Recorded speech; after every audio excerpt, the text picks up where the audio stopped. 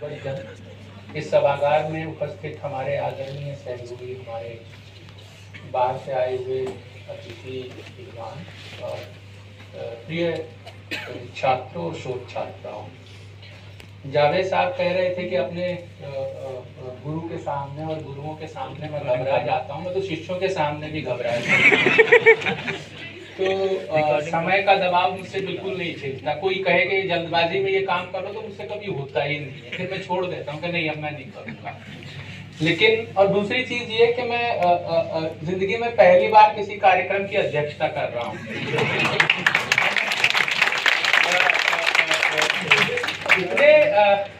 इतने मतलब जिसको कहते हैं कि वचन रचना वाले लोग यहाँ मौजूद हैं और उनके सामने जो अध्यक्षता करना उसके बाद उस पर कुछ कहना मेरे लिए बहुत मुश्किल है। लेकिन जो जावेद साहब ने मेरे लिए 5 मिनट छोड़े हैं तो उसमें कुछ कहना भी ज़रूरी है। और जो मुझे कहना था वो नहीं कहूँगा। मेरा बस चलता तो मैं एक दिलो दानिश का जो एक आखिरी हिस्सा है, बिल्कुल अंतिम हिस्सा, जिसमें वसीयत लिखते हैं कृपा नारायण अपनी, और क्या पठनी आप पढ़ना उसको, मतलब जिसको कहते हैं ना तबीयत चोला मगन हो जाएगा उससे। लेकिन अब वो भी पढ़ने का वक्त नहीं है। हम कल से आज तक कृष्ण सूक्ति के बारे में बहुत सारी बातें कर चुके हैं, सुन चुके हैं। मुझे कभी कभी एक परेशानी होती है सुनते हुए भी और बोलते हुए भी, और उसमें मैं भी आता हूँ, दूसरे ही लोग नहीं आते, कि कृष्ण सूक्ति, भीष्म सानी, यशपाल, ये सब भारत विभाजन के रचनाकार हैं या स्त्री समस्याओं के लेखक हैं, या ऐसे ही कुछ मुद्दे हम ढूंढते हैं, विमर्श वाले मुद्दे हैं जिनका बाजार भाव आज बहुत ज्यादा है, शोध में भी और आलोचना में भी। और उन मुद्दों को लेके, कुछ तथ्यों को लेके, कुछ आंकड़ों को लेके शिकारी की तरह एक टेक्स्ट की तलाश में रहते हैं। और किसी विमर्श को, कल वृद्ध विमर्श की भी बात हुई, और उस विमर्श को हम या तो कोई टेक्स्ट मिल जाए, क्योंकि अब लिखा भी जाता है विमर्श के अनुकूल, और नहीं मिलता तो कोई भीष्म साहनी होता है या कोई कृष्णा सूक्ति होती हैं जिन पर उस विमर्श को, उस सैद्धांतिकी को हम जबरदस्ती लागू करते हैं। और ऐसे में हम कभी तो समाजशास्त्री हो जाते हैं, कभी इतिहासकार हो जाते हैं, कभी युंग और फ्रायड हो जाते हैं, लेकिन हम साहित्य के विद्यार्थी कितने बचते हैं ये समझ में नहीं आता। मुझे बहुत अच्छा लगा आशुतोष जी ने जिस तरह से मित्रों मरजानी की और ए लड़की की जो बात की, उससे लगा कि एक साहित्य का जो अध्यापक होता है वो किस तरह से रचना को खोलता है हमारे सामने, और बिना विमर्श के खोलता है। रोहिणी अग्रवाल ने तो आचार्य हजारी प्रसाद द्विवेदी के नारी पात्रों को लेकर भी शिकायत की है, जैसे सब रचनाकार रोहिणी अग्रवाल जैसे आलोचक की तलाश में हो और उनके लिए लिख रहे हैं। आखिर कृष्णा सूक्ति इन सब मुद्दों को उठा ही क्यों रही है, अगर ये मुद्दे हैं तो उनके यहाँ, और इस तरह से कटे छटे हैं भी नहीं। जैसा कि आशुतोष जी ने कहा कि जिस तरह से जीवन है ना बहता हुआ, और जब हम बात करते हैं ना कि आज भी स्त्री को छूट नहीं है और आज भी स्त्री के साथ ये हो रहा है और आज भी स्त्री ये है उसको करके, अगर ऐसा होता तो कृष्णा सूक्ति भी ना लिखती। कहीं जीवन में कुछ ऐसा है जो है, और जिसको कृष्णा सूक्ति पकड़ रही हैं और हमें दिखा रही हैं कि जीवन केवल वो नहीं है जिसको एक चीज को आप लेके आगे बढ़ रहे हैं, वो खुला हुआ जीवन है, वहां ऐसे पात्र मौजूद हैं, आप उनसे सीखिए। और वो पात्र किसी ऐसी स्थिति के पात्र नहीं है जिनको देखा ना जा सके, वो मामूली जीवन में है। दरअसल दिक्कत क्या है कि हमने मामूली जीवन को, सामान्य जीवन को देखना बंद कर दिया है और सामान्य पाठक होना भी बंद कर दिया है। अब हम सामान्य पाठक के रूप में भी नहीं बचे, हम पाठक के रूप में रचना के पास नहीं जाते हैं, एक मुंशी की तरह एक पाठक के पास जाते हैं, उसमें से चीजें ढूंढने निकालते हैं। कृष्णा जी के यहाँ संस्कृति की एक व्याख्या है, इतिहास की एक व्याख्या है और एक स्मृति है, और उन चीजों के भीतर बाकी सब चीजें मौजूद हैं। उनके उपन्यासों को आप पढ़िए, साफ साफ एक दृष्टि है उनकी जीवन के प्रति, इतिहास के प्रति और संस्कृति के प्रति। और आज के जीवन में शंभुनाथ जी कह रहे थे कि नॉस्टैल्जिया है, वो सिर्फ, शायद मुझे लगता है, मैं गलत हो सकता हूं, केवल नॉस्टैल्जिया नहीं है, सुसंगत एक दृष्टिकोण है। आप जरा अपने समय को देखिए,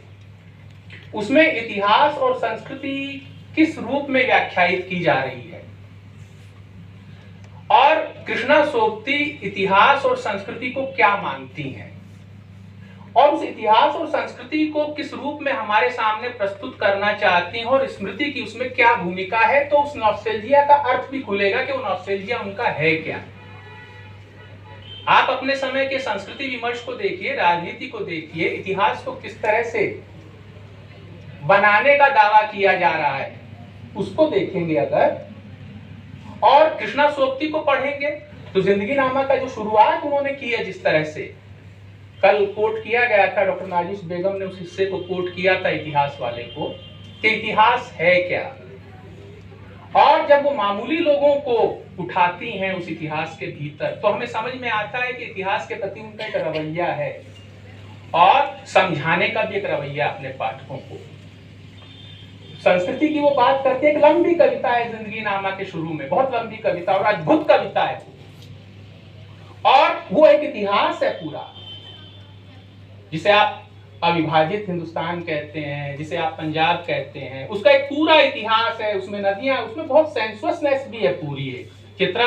कृष्णा सोबती का जो अपना रंग है ना, सेंसुअस होती है, वो कहीं घबराती नहीं है उसको कहने में। और उसमें चेनाब है, और उसका रूपक क्या खड़ा किया गया है नदियों का, वो माँ की तरह है,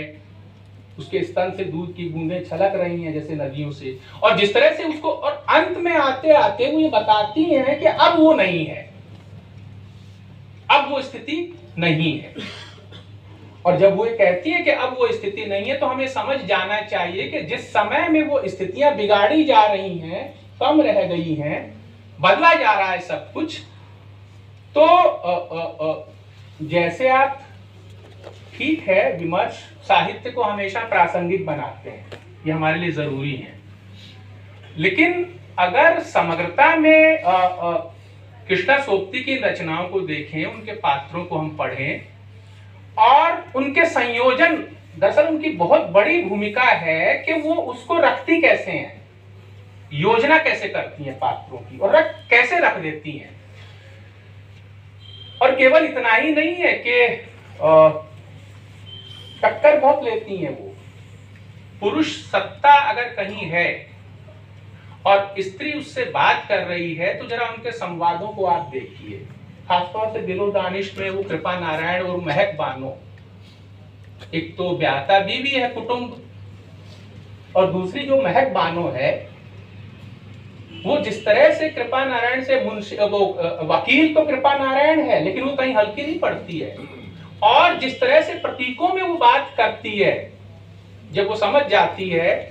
कि ये कृपा नारायण अब मेरे पास नहीं आएंगे, अब अपनी बीवी के पास ही जाएंगे, तो वो जूतियां ढूंढती है, और एक वाक्य कहती है कि जूतियां मेरी थी लेकिन पांव किसी और के थे। अब उसने पांव से चलना शुरू कर दिया है,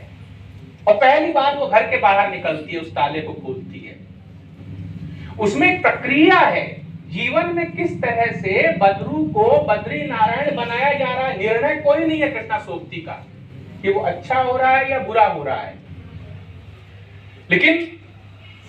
महक बानो का लड़का है कृपा नारायण से बद्रू। एक समय तो उसकी स्थिति ये है कि उसे कृपा नारायण की जो ब्याहता बीवी है कुटुंब, उसका एक दूसरा लड़का जो है वो डांटता है और कहता है चुप बे मुसलमानी के।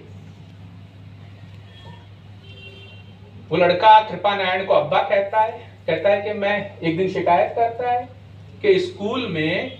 मुझे लोग बड़े शक से देखते हैं, क्योंकि वो हिंदुओं के स्कूल में पढ़ रहा है, वक्त बदल रहा है, कृष्णा सोबती भी इस वक्त को देख रही हैं, और ऐसी जटिलताएं हमारे समाज में हैं। तो कहते हैं कि ठीक है, तुम्हें हम मिशनरी स्कूल में भेजेंगे। वो विरोध करता है कि मैं बद्री नारायण नहीं होना चाहता, मैं बद्रू ही रहना चाहता हूं। उसकी मां महक बानो भी कहती है कि तुझे मैं कभी बद्री नारायण नहीं, वो अस्मिता है, जो आइडेंटिटी है उसकी, रिलीजन की, स्त्री होने की, उसको बचा के रखने की उसकी जो जिद है पूरी रचना में। और अंत में वो अपने ही बेटे को कहती है कि तुम जाओ बद्री नारायण हो जाओ। किस तरह से जो आर्थिक संबंध होते हैं, जो आर्थिक सत्ता होती है, वो किस तरह से महकबानों से उसके लड़के को छीन रही है और उसे बद्रू से बद्री नारायण बना रही है। कृष्णा सोप्ती ने जिस तरह से सहज ढंग से इसको खोला, और कोई जजमेंट नहीं है, किसी के पक्ष में नहीं, किसी के विरोध में नहीं, जीवन बह रहा है, क्योंकि पक्ष और विरोध में होती तो वो अंतिम हिस्सा ना होता उस उपन्यास का जो लिखा गया है। आप कृपा नारायण को देखिए, क्या दिल्ली है, क्या दिल्ली में कृपा नारायण ने आनंद उठाया है, क्या उसने मिठाइयां खाई है, पूरा एक बयान है, पूरी एक वसीयत है वो कृपा नारायण की। तो जब हम केवल भीष्म साहनी के साथ भी ये बहुत अन्याय हुआ कि तमस विभाजन का उपन्यास है, वहां आप स्त्री दृष्टि नहीं देखते उनकी, वहां आप उनकी औपनिवेशिक दृष्टि नहीं देखते, वहां आप राजनीतिक जो सत्ताएं हैं उनको आप नहीं देखते, और मैला आंचल में विभाजन नहीं देखते। फिर झलक है वहां, और बहुत मार्मिक है मैला आंचल में विभाजन की। जिस तरह से गांधीवाद की दुर्गति है भारत और पाकिस्तान में मैला आंचल में, वो विभाजन का जो रूप है और वो जो चला आगे तक, ये थोड़ी होता कि पृष्ठ रंगे जाएं, एक क्षण भी बहुत बड़ी संभावना खड़ा कर देता है। तो कृष्णा सोप्ती, मेरी ये परेशानी होती है कि जब मैं पढ़ता हूं और जब किसी एक मुद्दे पर जोर देने लगता हूं तो मुझे लगता है कि सबसे बड़ी चीज होती है कि सबसे पहले हम सामान्य पाठक हों, जो कि सबसे बड़ा मुश्किल काम है। धन्यवाद।